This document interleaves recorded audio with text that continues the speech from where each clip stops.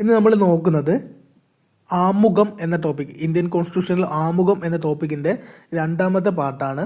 ആദ്യത്തെ പാർട്ട് കാണാത്തവർ അത് കണ്ടിട്ട് രണ്ടാമത്തെ പാർട്ട് കാണുക. ഇതാണ് നമ്മുടെ ഭരണഘടനയുടെ ആമുഖത്തിൻ്റെ ഒരു ഫോട്ടോ എന്ന് പറയുന്നത്. ഇത് ക്ലിയർ അല്ലാന്നറിയാം, കൃത്യമായിട്ട് കാണാൻ വേണ്ടിയിട്ട് ഗൂഗിളിൽ പോയിട്ട് സെർച്ച് ചെയ്താൽ നമുക്ക് ഇതിൻ്റെ ഫോട്ടോ ഡൗൺലോഡ് ചെയ്തെടുത്തിട്ട് ഈ ആമുഖം മലയാളത്തിൽ അവൈലബിൾ ആണ്, അത് വായിച്ച് നോക്കുക കൃത്യമായിട്ട്. അപ്പോൾ ഇതിവിടെ കാണാത്തതുകൊണ്ട് ഇതിൻ്റെ പോയിന്റ് മാത്രം ഒന്ന് എടുത്ത് എഴുതിയിട്ടുണ്ട് നെക്സ്റ്റ് സ്ലൈഡിൽ. ഇതാണ് നമ്മുടെ ഭരണഘടനയിൽ ആമുഖത്തിലുള്ള കണ്ടന്റ് മാത്രം എഴുതിയെടുത്താണ് ഇടാം. ഇതിൽ നമ്മൾ ഏറ്റവും ആദ്യം ശ്രദ്ധിക്കേണ്ടത് ഇതിൽ കുറേ വേർഡ്സ് ഉണ്ട്. ഓക്കെ, അതെല്ലാം വളരെ ഇമ്പോർട്ടൻ്റ് ആണ്. പിന്നെ അതിനെക്കുറിച്ചൊക്കെ പിന്നീട് ഡീറ്റെയിൽ ആയിട്ട് പഠിക്കാനും ഉണ്ട്. അപ്പം ഇവിടെ എങ്ങനെയാണ് ഇത് ആരംഭിക്കുന്നത്? ആമുഖം ആരംഭിക്കുന്നത് ഭാരതത്തിലെ ജനങ്ങളായ നാം എന്ന് പറഞ്ഞുകൊണ്ടാണ്. ഭാരതത്തിലെ ജനങ്ങളായ നാം വളരെ ഇമ്പോർട്ടൻ്റ് ആണ്. ആമുഖം എങ്ങനെയാണ് ആരംഭിക്കുന്നത് എന്നുള്ളത് ഭാരതത്തിലെ ജനങ്ങളായ നാം എന്ന ഒരു സ്റ്റേറ്റ്മെന്റോട് കൂടിയാണ് നമ്മുടെ ഭരണഘടനയുടെ ആമുഖം ആരംഭിക്കുന്നത്. ചില PSC പരീക്ഷകളിലൊക്കെ ചില എക്സാംസിൽ ആൻസർ കീ ആയിട്ട് നാം ഭാരതത്തിലെ ജനങ്ങൾ എന്ന രീതിയിൽ ആരംഭിക്കുന്നതായിട്ടുള്ള ആൻസർ കീ വന്നിട്ടുണ്ട്. അപ്പോൾ അത് ഓർമ്മിച്ച് നോക്കുക. നാം ഭാരതത്തിലെ ജനങ്ങൾ എന്ന രീതിയിൽ വന്നിട്ടുണ്ട്, പക്ഷേങ്കിൽ അത് ശരിക്കും ശരിയല്ല. ശരിക്കും ഭാരതത്തിലെ ജനങ്ങളായ നാം എന്ന വാക്യത്തോടു കൂടി തന്നെയാണ് ഇന്ന് ഭരണഘടനയുടെ ആമുഖം ആരംഭിക്കുന്നത്. ഇനി ഭാരതത്തിലെ ജനങ്ങളായ നാം ഭാരതത്തെ ഒരു പരമാധികാര, വളരെ ഇമ്പോർട്ടൻ്റ് ആയിട്ടുള്ള പോയിന്റാണ് ഇനി പറയുന്നത്, വേർഡ്സും എല്ലാം ഓർമ്മിച്ച് വെക്കുക. പരമാധികാര, സ്ഥിതി സമത്വ, മതേതര, ജനാധിപത്യ റിപ്പബ്ലിക്കായി സംവിധാനം ചെയ്യുവാനും. ഇപ്പം നമ്മൾ പറഞ്ഞ വേർഡ്സ് ശ്രദ്ധിക്കണം. പരമാധികാര, സ്ഥിതി സമത്വ, മതേതര, ജനാധിപത്യ റിപ്പബ്ലിക്കായി. ഇമ്പോർട്ടൻ്റ് ആയിട്ടുള്ള 5 വാക്കുകളാണ് ഈ ഇപ്പോൾ പറഞ്ഞിട്ടുള്ളത്. പരമാധികാരം, സ്ഥിതി സമത്വം, മതേതര, ജനാധിപത്യം, റിപ്പബ്ലിക്. ഈ ഒരു 5ഉം അതിൻ്റെ കൃത്യമായിട്ടുള്ള ഓർഡറിൽ തന്നെ ഓർത്ത് വെക്കണം.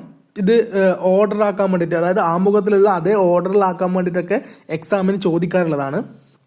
അതിന് വേണ്ടിയിട്ട് ഇതൊന്ന് ഓർമ്മിച്ച് വെച്ചാൽ മതി. പസമ ജറി, ഇത് മിക്കവർക്കും അറിയുന്നുണ്ടാകും.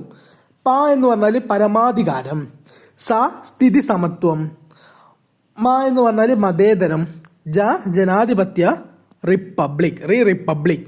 ഓക്കെ, അപ്പം പസമജറി എന്ന് പറഞ്ഞാൽ ആ ഓർഡറിൽ തന്നെ ഓർമ്മിച്ച് വെക്കാൻ പറ്റും. അല്ലാതെ അറിയുന്നവർ അത് ഓർമ്മിക്കണം, അത് പഠിക്കണം എന്നില്ല, അല്ലാണ്ട് തന്നെ ഓർമ്മിച്ച് വെച്ചാൽ മതി. ആ ഒരു ഓർഡർ തന്നെ ഓർമ്മിച്ച് വെക്കുന്നത് വളരെ ഇമ്പോർട്ടൻ്റ് ആണ്. ശ്രദ്ധിക്കണം. പരമാധികാര, സ്ഥിതി സമത്വ, മതേതര, ജനാധിപത്യ റിപ്പബ്ലിക്കായി സംവിധാനം ചെയ്യുവാനും അതിലെ പൗരർക്കെല്ലാം എന്ന് വെച്ചാൽ പൗരർക്കെല്ലാം മീൻസ് ഇന്ത്യ എന്ന രാജ്യത്തിലെ പൗരർക്കെല്ലാം സാമൂഹികവും സാമ്പത്തികവും രാഷ്ട്രീയവുമായ നീതിയും.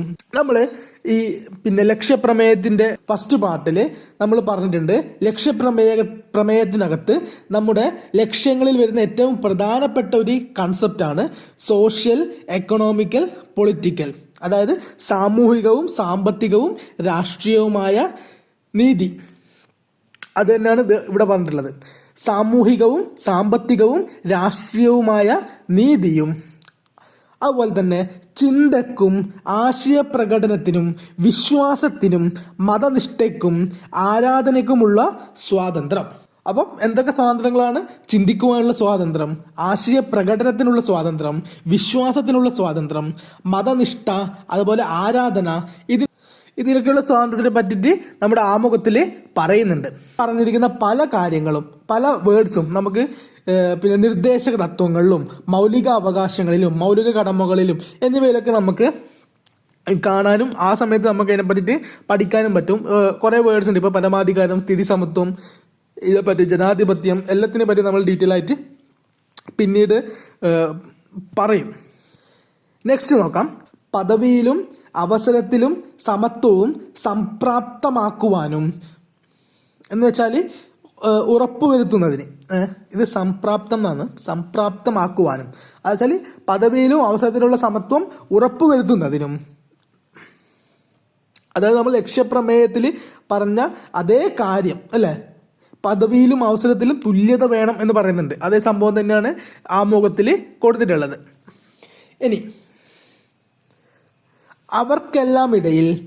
അവർക്കെല്ലാം ഇടയിൽ വ്യക്തിയുടെ അന്തസ്സും രാഷ്ട്രത്തിൻ്റെ ഐക്യവും അഖണ്ഡതയും ഉറപ്പുവരുത്തിക്കൊണ്ട്, അവർക്കെല്ലാം ഇടയിൽ എന്ന് പറഞ്ഞാൽ ജനങ്ങൾക്കിടയിൽ വ്യക്തിയുടെ അന്തസ്സും രാഷ്ട്രത്തിൻ്റെ ഐക്യവും അഖണ്ഡതയും ഉറപ്പുവരുത്തിക്കൊണ്ട് സാഹോദര്യം, വളരെ ഇമ്പോർട്ടൻ്റ് ആയിട്ടുള്ള വേർഡാണ്, സാഹോദര്യം പുലർത്തുവാനും സഗൗരവം തീരുമാനിച്ചിരിക്കയാൽ നമ്മുടെ ഭരണഘടനാ നിർമ്മാണ സഭയിൽ ഈ 1949 നവംബർ 26 ദിവസം ഇതിനാൽ ഈ ഭരണഘടനയെ സ്വീകരിക്കുകയും നിയമമാക്കുകയും നമുക്ക് തന്നെ പ്രദാനം ചെയ്യുകയും ചെയ്യുന്നു. അപ്പം 1949 നവംബർ 26 എന്തെന്ന് ഭരണഘടനയെ നിയമനിർമ്മാണ സമിതി അംഗീകരിക്കുന്നത്. പക്ഷെ അത് നിലവിൽ വരുന്നത് 1950 ജനുവരി 26 പക്ഷേ എങ്കിൽ അംഗീകരിക്കുന്നത് 1949 നവംബർ 26 ഇവിടെ വളരെ ഇമ്പോർട്ടൻ്റ് ആയിട്ടുള്ളൊരു ക്വസ്റ്റ്യൻ ഉണ്ട്. 1949 നവംബർ 26 ഈ ഒരു ദിവസം വളരെ ഇമ്പോർട്ടൻ്റ് ആണ്. കാരണം നമ്മുടെ ഇന്ത്യൻ ഭരണഘടനയിലെ ആമുഖത്തിൽ മെൻഷൻ ചെയ്തിട്ടുള്ള ഏക ഡേറ്റ് ഏതാണെന്ന് ചോദിച്ചാൽ ഏതാണ്? 1949 നവംബർ 26 1949 നവംബർ 26 ഇനി നെക്സ്റ്റ് നോക്കാം. ഇതിനാൽ ഈ ഭരണഘടനയെ സ്വീകരിക്കുകയും നിയമമാക്കുകയും നമുക്ക് തന്നെ പ്രദാനം ചെയ്യുകയും ചെയ്യുന്നു. സോ ജനങ്ങൾക്ക് തന്നെ കൊടുക്കുകയും ചെയ്യുന്നു. അതാണ് നമ്മുടെ ഭരണഘടനയുടെ ആമുഖത്തിൽ പറഞ്ഞിട്ടുള്ള കാര്യം. ഇതാണ് നമ്മുടെ ആമുഖം. ഇതൊന്ന് ജസ്റ്റ് ഒന്ന്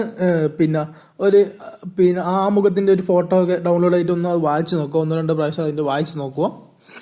പിന്നെ ഇതിൽ ഇമ്പോർട്ടൻ്റ് ആയിട്ടുള്ള ഓരോ വേർഡ് ഉണ്ട്. പരമാധികാരവും സ്ഥിതിസമത്വവും അഖണ്ഡത, ഇതൊക്കെ പിന്നീട് വിശദീകരിച്ച് പഠിക്കാനുണ്ട്. നെക്സ്റ്റ് പോയിന്റ് വളരെ ഇമ്പോർട്ടൻ്റ് ആണ്. നമുക്കറിയാം 1950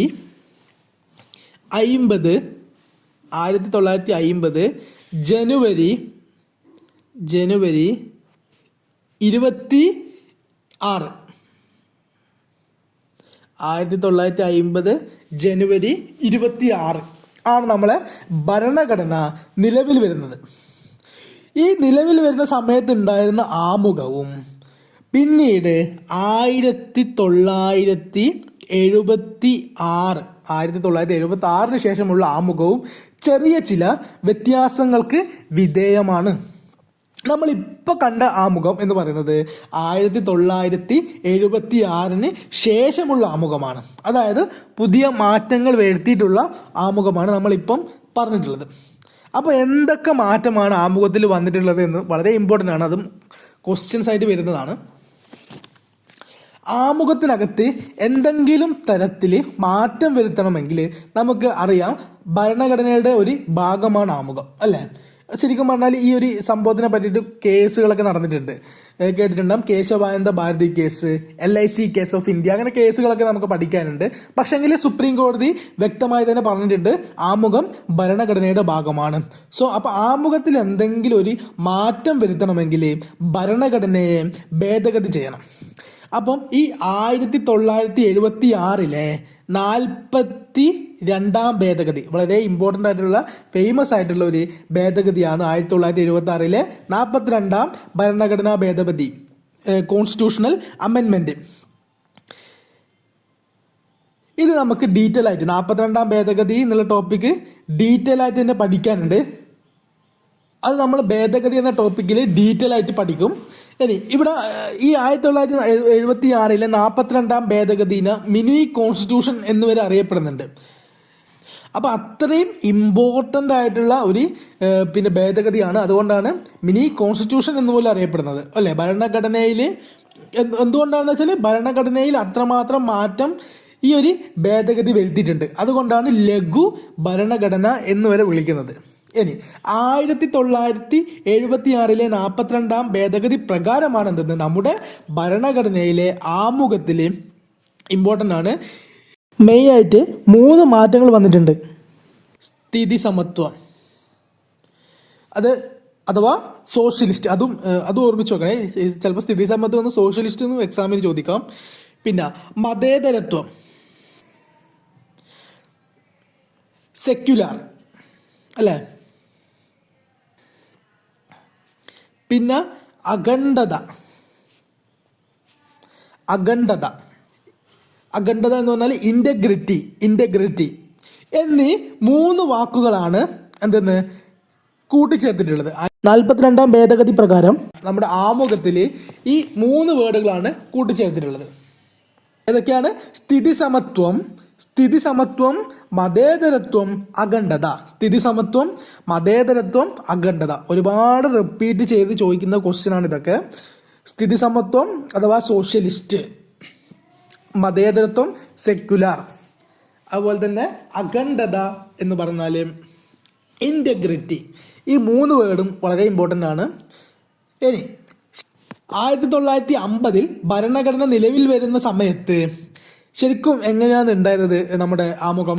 മീൻസ് ഫുള്ള് പറയുന്നില്ല, ജസ്റ്റ് ഇന്ത്യ എന്നാൽ പരമാധികാര ജനാധിപത്യ റിപ്പബ്ലിക് എന്ന് മാത്രമായിരുന്നു അല്ലേ. ഇന്ത്യ എന്നാൽ പരമാധികാര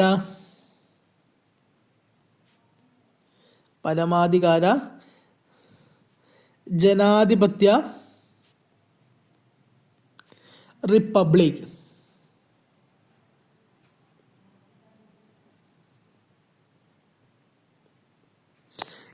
ഇന്ത്യ പരമാധികാര ജനാധിപത്യ റിപ്പബ്ലിക് ഇങ്ങനെയായിരുന്നു ആ ഒരു പ്ലേസിൽ ഉണ്ടായിരുന്നത്. പിന്നീടാണ് എന്തെന്ന് ഈ ഭേദഗതിക്ക് ശേഷമാണ് എങ്ങനെയായി മാറിയത്? പരമാധികാര സ്ഥിതി സമത്വ മതേതര ജനാധിപത്യ റിപ്പബ്ലിക് എന്ന്. അപ്പം പരമാധികാര ജനാധിപത്യ റിപ്പബ്ലിക് എന്നുണ്ടായത് എന്തായി മാറി?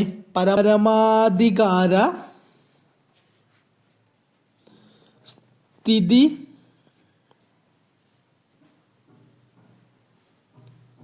സമത്വ മതേതര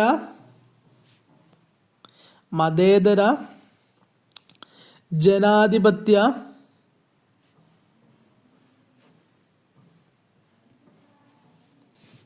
റിപ്പബ്ലിക്.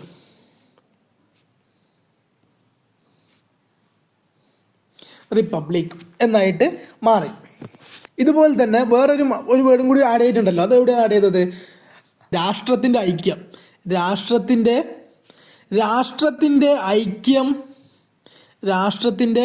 ഐക്യം എന്നാണ് ആദ്യം ഉണ്ടായിരുന്നത്. അതെന്തായി മാറി? രാഷ്ട്രത്തിൻ്റെ ഐക്യവും അഖണ്ഡതയും എന്നാക്കി മാറ്റി അല്ലേ, കൂട്ടിച്ചേർത്തു. അവിടെ അഖണ്ഡത എന്നുള്ള വേർഡ് രാഷ്ട്രത്തിൻ്റെ ഐക്യവും അഖണ്ഡതയും.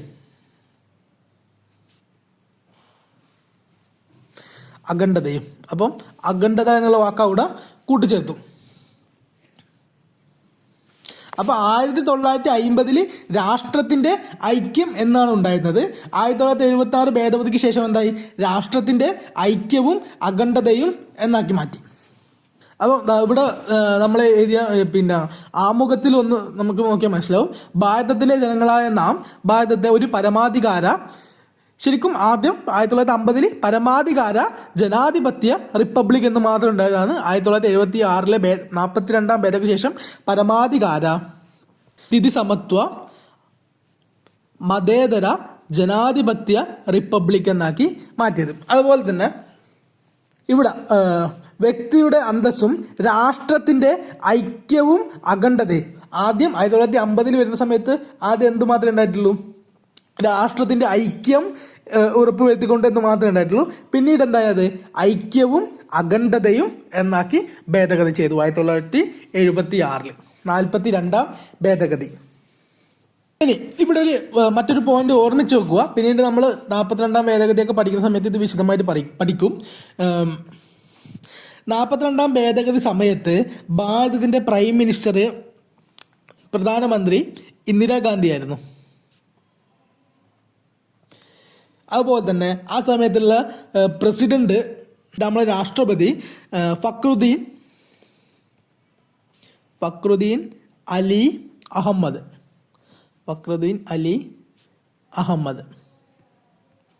ഓക്കെ, ഇപ്പൊ ഇവർ രണ്ടുപേരായിരുന്നു ആ സമയത്തുള്ള പ്രധാനമന്ത്രിയും രാഷ്ട്രപതിയും.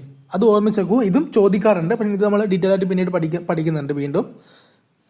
ഇനി പഠിക്കാനുള്ളത് ശ്രദ്ധിക്കുക. നമുക്കറിയാം, ഭാരതത്തിലെ ജനങ്ങളായ നാം എന്ന വരികളോടെയാണ് ആമുഖം ആരംഭിക്കുന്നത്. അവിടെ ഒരു പോയിന്റ് ഉണ്ട്, ശ്രദ്ധിക്കുക. ഈ ഭരണഘടനയുടെ വേരുകൾ ജനങ്ങളിലാണ്.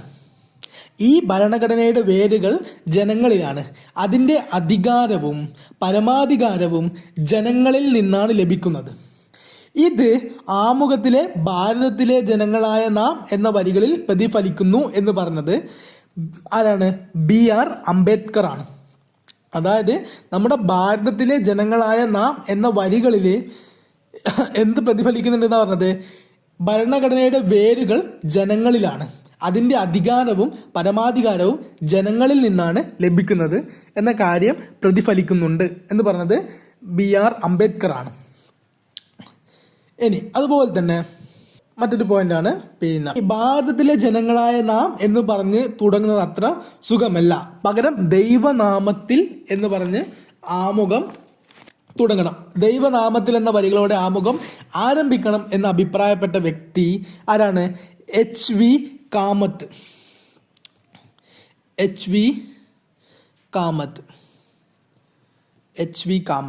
എന്താണ് അദ്ദേഹം പറഞ്ഞത്? പിന്നെ ഭാരതത്തിലെ ജനങ്ങളായ നാം എന്ന ആ ഒരു വേർഡിന് പകരം ദൈവനാമത്തിൽ എന്ന വരിയോടെ നമ്മുടെ ആമുഖം ആരംഭിക്കണം എന്നാണ് പറഞ്ഞത്. അതുപോലെ തന്നെ നമ്മുടെ ഭരണഘടനയുടെ അടിസ്ഥാന തത്വശാസ്ത്രം ആമുഖത്തിൽ പ്രതിപാദിക്കുന്നു. നമ്മുടെ ഭരണഘടനയുടെ അടിസ്ഥാന തത്വശാസ്ത്രം ആമുഖത്തിൽ പ്രതിപാദിക്കുന്നു. ഇങ്ങനെ വിശേഷിപ്പിച്ചത് ആരാണ്? PB ഗജേന്ദ്ര ഗഡ്കർ എന്ന വ്യക്തിയാണ് ഇങ്ങനെ വിശേഷിപ്പിച്ചത്. PB ഗജേന്ദ്ര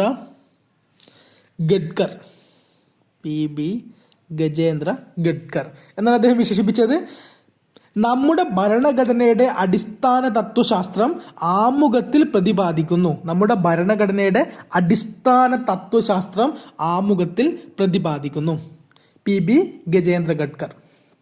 ഓക്കെ, ഇതിൻ്റെ നോട്ട്സ് ഇപ്പുറം നൽകിയിട്ടുണ്ട്. ഓക്കെ, ഇനിയിപ്പോൾ നമ്മൾ ഇതുവരെ പറഞ്ഞ പോയിന്റ്സ് എല്ലാം ഒന്ന് ജസ്റ്റ് നോട്ട്സ് ഒന്ന് വായിച്ചു നോക്കാം. ഒരു തവണ മാത്രമാണ് ആമുഖം ഭേദഗതി ചെയ്തത്. 1976 42ാം ഭരണഘടനാ ഭേദഗതി. ഏതൊക്കെ വേർഡുകളാണ് കൂട്ടിച്ചേർത്തിട്ടുള്ളത്? സ്ഥിതി സമത്വം, സോഷ്യലിസ്റ്റ്, മതേതരം, സെക്യുലാർ, അഖണ്ഡത, ഇന്റഗ്രിറ്റി എന്നീ വാക്കുകളാണ് കൂട്ടിച്ചേർത്തിട്ടുള്ളത്. പരമാധികാര ജനാധിപത്യ റിപ്പബ്ലിക് എന്നത് പരമാധികാര സ്ഥിതി സമത്വ മതേതര ജനാധിപത്യ റിപ്പബ്ലിക് ആയിട്ട് മാറി. രാഷ്ട്രത്തിന്റെ ഐക്യം എന്നത് രാഷ്ട്രത്തിന്റെ ഐക്യവും അഖണ്ഡതയുമാക്കി മാറി, അല്ലെ? ആമുഖം ആരംഭിക്കുന്നത് ഭാരതത്തിലെ ജനങ്ങളായ നാം എന്ന വരികളിലൂടെയാണ്. ഇനി ഈ ഭരണഘടനയുടെ വേരുകൾ ജനങ്ങളിലാണ്. അതിൻ്റെ അധികാരവും പരമാധികാരവും ജനങ്ങളിൽ നിന്നാണ് ലഭിക്കുന്നത്. ഇത് ആമുഖത്തിലെ ഭാരതത്തിലെ ജനങ്ങളായ നാം എന്ന പ്രാരംഭവാക്യത്തിൽ പ്രതിഫലിക്കുന്നു. ഇങ്ങനെ വിശേഷിപ്പിച്ചതാരാണ്? BR അംബേദ്കർ. ഇനി ദൈവനാമത്തിൽ എന്ന വരികളോടെ ആമുഖം ആരംഭിക്കണമെന്ന് ആവശ്യപ്പെട്ടത് HV കാമത്ത്. ഭരണഘടനയുടെ അടിസ്ഥാന തത്വശാസ്ത്രം ആമുഖത്തിൽ പ്രതിപാദിക്കുന്നു എന്ന് വിശേഷിപ്പിച്ചത് PB ഗജേന്ദ്ര ഗഡ്കർ.